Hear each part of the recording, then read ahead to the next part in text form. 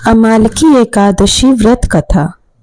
कहा जाता है कि इस कथा को पूरा सुनने से व्यक्ति की सभी मनोकामनाएं पूर्ण होती हैं। हिंदू पंचांग के अनुसार फाल्गुन मास के शुक्ल पक्ष की एकादशी तिथि को अमालकी एकादशी के नाम से भी जाना जाता है।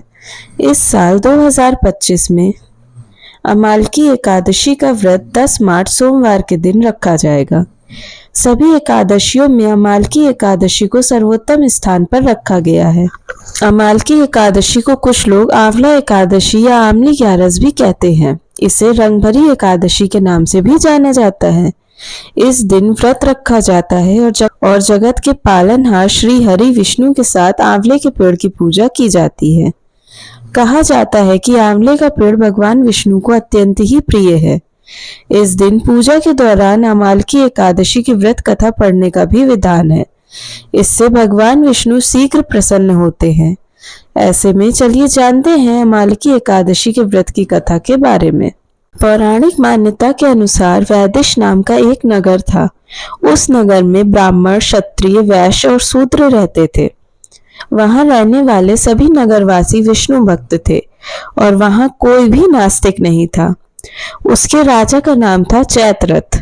राजा चैत्ररथ विद्वान थे और वह बहुत धार्मिक भी थे। उनके नगर में कोई भी व्यक्ति दरिद्र नहीं था।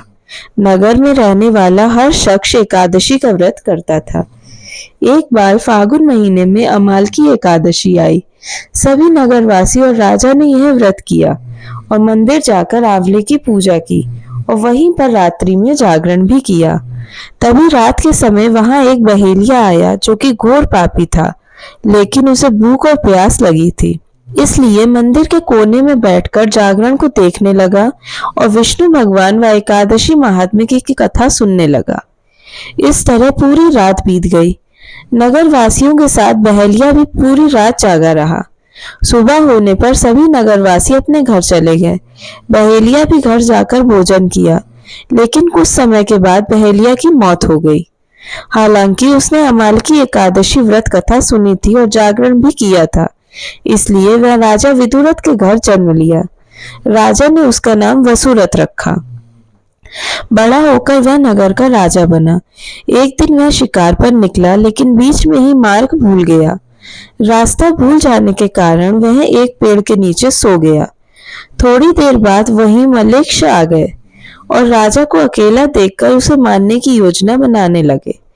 उन्होंने कहा कि इसी राजा के कारण उन्हें देश निकाला दिया गया, इसलिए इसे हमें मार देना चाहिए। इस बात से अनजान राजा सोता रहा।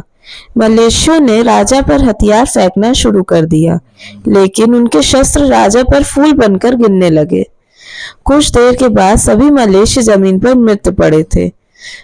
वहीं जब राजा की नींद खुली तो उन्होंने देखा कि कुछ लोग जमीन पर मृत पड़े हैं।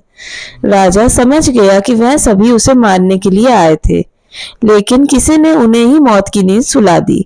यह देखकर राजा ने कहा कि जंगल में ऐसा कौन है जिसने उनकी जान बचाई है। तभी आकाशवाणी हुई कि हे राजन, भगवान विष्णु ने तुम्हारी जान बचाई है।